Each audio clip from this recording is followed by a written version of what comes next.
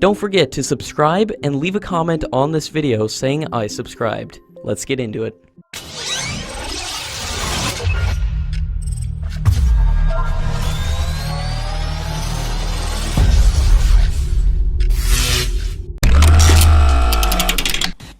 In yet another significant milestone in India's indigenous ship design and construction, the Indian Navy Chief has launched the INS Imphal destroyer, which is the third ship of Project 15B.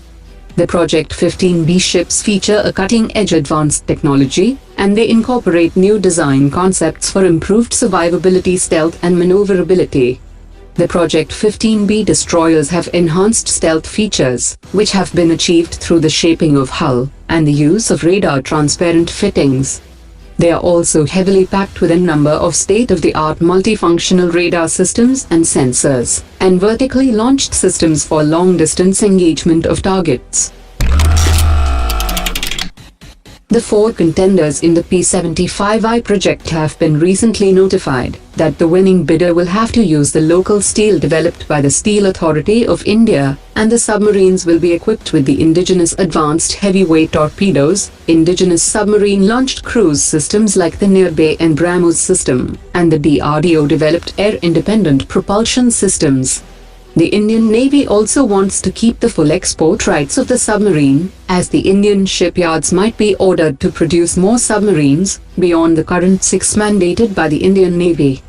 According to experts, the Project P-75I will be a perfect roadmap for the development of the Successor program known as Project 76, which will be the development of 12 next-generation conventional submarines after 2030.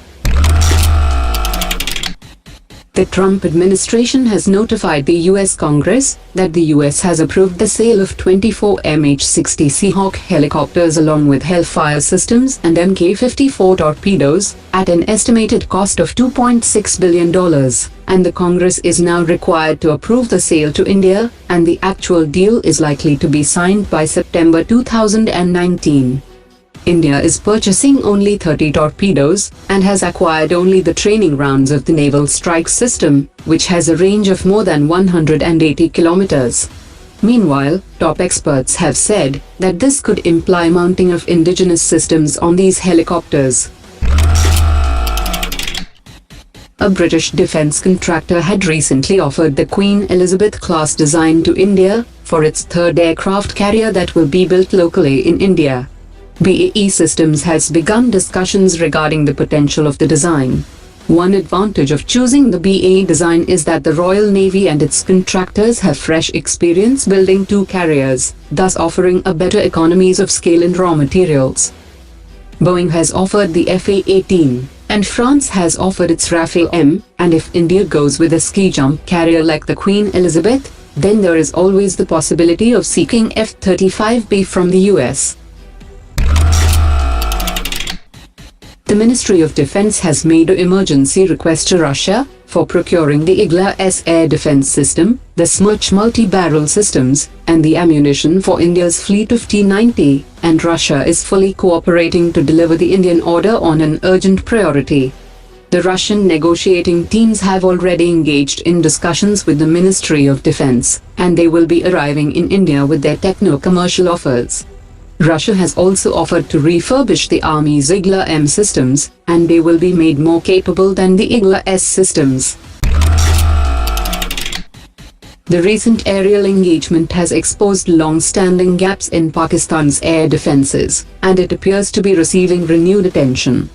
Pakistan has already deployed the Chinese HQ-16 medium-range air defense systems, and Pakistan has announced that it was in discussions with Russia for the procurement of aircraft as well as air defense systems. Pakistan had showed interest in the S-300 system, but a senior defense analyst has said that the Indo-Russian defense relations might prevent such a sale to Pakistan, and Russia would never provide Pakistan with any air defense systems, and it might reconsider the Chinese HQ-9, which is claimed to be as capable as the latest version of the S-300. There is also a huge American pressure on almost all the European countries to not supply fighter jets to Pakistan, and it could result China as the only option. Pakistan has recently received 3 advanced airborne early warning and control aircraft from the Swedish firm Saab, increasing its strength to 6 such aircraft.